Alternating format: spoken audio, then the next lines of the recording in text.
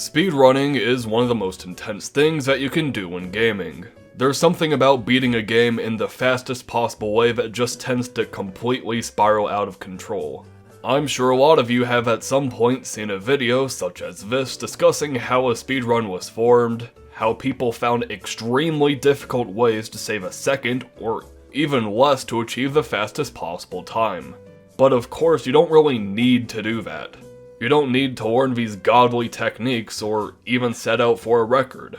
I'm not the greatest at it, but Celeste is such a smooth game that I find myself just launching it and booting up random levels to get that tiny bit better. But of course you saw the title.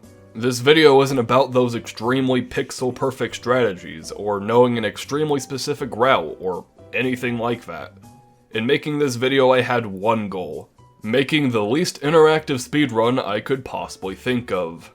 And for that, one game stood out to me for having some of the most absurd, ridiculous, and overall strange achievements in any game I've ever played.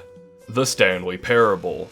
For this speedrun you have to get all 10 achievements without cheats, and that's going to range from pretty easy to mildly annoying and, well, you're going to see. Before we get into that in depth though, I will have a sponsored segment at the end of this video. If you want to stick around for that, cool. If you don't, cool. Just glad to have you here.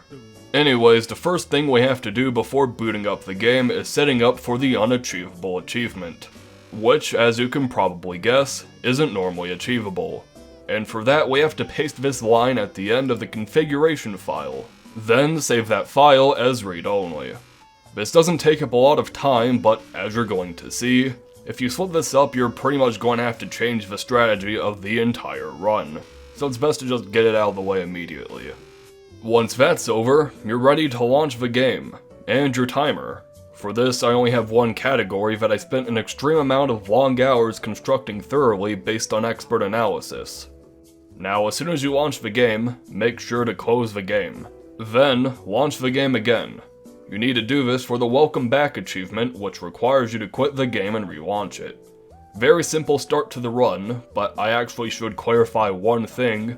When you relaunch the game it has to be at 11:59 PM on a Monday. If that sounds extremely specific, well, you'll see why in a bit. I know I keep saying that, but trust me, this thumbnail isn't clickbait. Booting up the game for real this time, we need to, well, activate achievements. And for Quake 2 in 1, you actually unlock an achievement. The Achievement achievement, which requires you to activate achievement. Does achievement sound like a word anymore? Probably not, but there's no time to lose, Stanley. It's go time. The first two things you can do in this run are pretty simple. If you've done everything for the Unachievable achievement, all you have to do is simply press the X key, and you'll have unlocked it after a few seconds. Secondly is the You Can't Jump achievement, which is fortunately a lot easier, because you basically just have to spam the spacebar until the flashy achievement pops up. After this is the most arduous achievement thus far. Click on door for 35 times, which, minor spoiler, it's not just clicking on door for 35 times. But fortunately I don't really have to guide you through it because luck is on our side and the narrator will guide you through the entire achievement. It's a very entertaining and fun time for the whole family, and I'd recommend you play through it. Now suppose you were to click the door 20 times. I would say that's the kind of effort that warrants recognition. No, I'm still not feeling it. I want this achievement to have meant something. It has to be a true reward for valiant effort. I want to see some hustle, Stanley. I want to see commitment, a willingness to go all the way no matter what the cost. Why don't you go put 20 clicks into door number 417? Oh, great. Now, go click a few times on door 437. Excellent. I think we're getting somewhere. Now, door 415. Let's give it 10 clicks or so. Now, back to door number 437. Let's see, how about you click on, well, I don't know, the copy machine? All right, back to room 417. I'm really feeling it now. I think we're getting somewhere. Okay, now go climb on employee 419's desk. Yes, this is great. You're putting it all on the line, Stanley. I like that. All right, let's keep it up. Go give me a few clicks on door 416. We've almost got Got it! Now the copy machine, do that one again! Finish it off, Stanley! 5 clicks on door 430! Yes! We did it! After this, the rest of the speedrun is actually just one route, the freedom ending. As you can probably tell by the sick gameplay on screen, all this game's charm comes from the dialogue and choices, and this game has a bunch of endings, all of which are pretty entertaining and usually require very different steps to achieve. There's fairly standard routes like going through a different route or a different door. Then there's jumping out of the map or intentionally cheating to aggravate the omnipotent narrator, and it just ramps all the way up to having to play a game where you have to prevent a baby from getting incinerated for 4 hours. As fantastic as this sounds, we don't actually have to do that. The specific route we have to go through is the freedom ending, which is simple enough because all it requires us to do is listen to the narrator without fail. I would argue this is debatably the worst way to play the game, but I digress. This route has a few goals you need to do. Firstly, anytime you get to the part of the route where you're at your boss's office, you need to press 8 on the keypad 8 times, which rewards you with the 8 achievement. I don't know if that was too many or too little 8s, but I don't fucking care. After that, we continue on this route which has us finding out the true nature of our office and setting ourselves free, hence the title of the ending. Doing this for the first time gets you the beat the game achievement, but we have to do this a few more times. That's for the speedrun achievement, which in order for you to beat, you have to play through the route over and over again. Because every time you go on the specific route, the narrator becomes more self-aware in the fact you're more than likely going for this achievement. It makes the process a little bit faster every time. And after enough attempts, he'll just open the door for you, with nothing more than a snide remark, and you're on your way. I also don't know if this right here is necessarily required, but it sure as hell helps with this. But after speedrunning the speedrun achievement in our speedrun, it's time for the moment you've all been waiting for. The point in which you get to do absolutely nothing. The second you unlock this achievement, you can actually just leave. You have to keep the game open, do not close the game, but you can just go. Do whatever you want. I personally didn't for a little bit and went to go play that baby game I was talking about earlier, but by this point in the run we've unlocked 8 achievements, which with the power of having a first grade math degree, mean there's only 2 left. The first of these 2 being the commitment achievement, which requires us to play the Stanley Parable for the entirety of a Tuesday. Remember all the way back when we started this run I mentioned it needed to be 11:59 PM on a Monday? This is why. To get the most optimal time, you need to load up this game before midnight and get the Welcome Back achievement. And this is where some of you might be thinking, well, you can mess with the time settings on your PC, yeah? And you are technically right. But that's why I labeled this speedrun no cheating. So none of your time wizardry bullshit here. You have to have the Stanley Parable run for 24 hours. But if you're feeling really dedicated, this is easily enough time to get every ending of the game multiple times over. Anyways, after that I went to sleep. I woke up, cooked some biscuits and gravy in the morning, worked out because that day was arm day, and I worked on a personal project that you might actually be partaking in right now. Check out this video by the way, link in the description, and then I waited patiently until midnight to strike.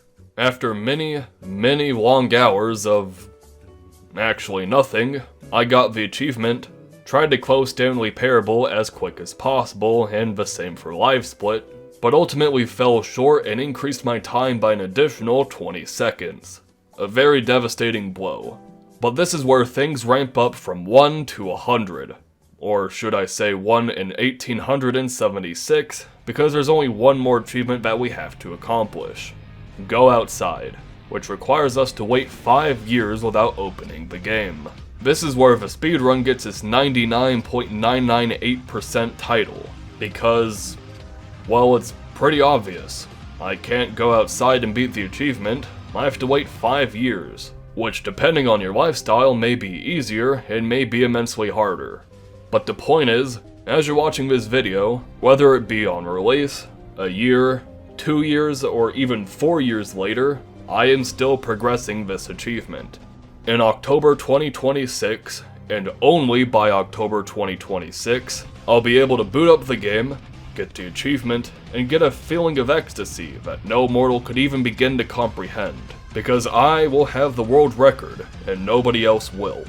And upon hearing this, you might be thinking, wow, Davey, that sure is cool, but you gave us the entire guide on how to beat this speedrun. Isn't that a bit stupid? Surely you're only going to hold the record for a few days at most. But here's the thing. I recorded this last Tuesday. Check the video date. It's the Tuesday after. And I made sure to publish this in a time where time zones won't affect this. And when that faithful day comes, I will have this record for a minimum of half a month. And no matter what crazy over-the-top strategy that the community comes up with, that's not going to change. Without cheating, you're trying to compete against the flow of time. You can't do that. And you know what, theoretically, assuming we somehow have interstellar travel by 2026 and you go to a different fucking galaxy, make time progress faster through theoretical bullshit, and beat the record while entirely on camera because 1 minute equals a year or some bullshit, sure, I'll give it up, but that's not gonna fucking happen. Did I go a little bit too deep there? Maybe. But yeah, I'm gonna be the first record holder of this game, and nobody will be able to stop me. Except for the guys over at speedrun.com, I don't think they'll ever accept this for obvious reasons. Anyways, that's it. That's the video. Thank you all so much for watching and not playing the Stanley parable to make my record last a little bit longer. Here's patrons who support me for reasons beyond mortal understanding. We've officially hit the mark in which I have to do the scrolling text, woohoo. So I hope you like this because there's way too many of you. And I can't even insult you in good faith anymore. It's a sad day for the Davey Gunface Twitter fan club. Anyways, to immediately sidetrack that, remember how basically all the way in the beginning I said I have a sponsor? Well, here it is. So here's some Davey lore for you. I really like water. I think water is cool. Do you know those huge packs of bottled water you can buy at the grocery store? Yeah, I pretty much buy 1 or 2 of those a week because Kansas tap water tastes more like chemicals and less like, well, water. For that reason, I've always been fond of water flavorings because sure, drinking chemicals is always a fun time, but when those chemicals taste like cherry Starburst, it miraculously becomes a bit better. So when my channel hit a size it shouldn't have, I was wanting to contact a water flavoring or supplement sponsor, and I looked through a few. Some of them, dare say, looked pretty neat, but it's when I looked at gamer subs that I knew the decision has been made. Because, yep, they do offer some really great tasting flavors like blue raspberry, watermelon, and this complete abomination. But I saw that they sold cups, and I said, I know what cups are. I put liquid in them. And, yeah, these are definitely cups. Anyways, I've said it multiple times, but I'm not a big anime person. But my viewers pressure me into watching random anime more than I was pressured into taking drugs and drinking alcohol during high school. And goddammit, look, if I can weaponize my comment section to sell anime titty cups, I'm going to do just that. What has my life come to? Anyways, if you want to buy any of these abominations, or the water flavorings that are keto friendly, have 0 calories, 0 sugar, vitamins and minerals, electrolytes, organic caffeine or no caffeine, the answer to life, the universe, and everything, and your dad who disappeared 18 years ago to buy cigarettes, use code Gunface or use the link in the description for 10% off your order. Okay? And as always, take care of yourself, take care of your mental health. I mean, don't die. I'm a real good motivational speaker.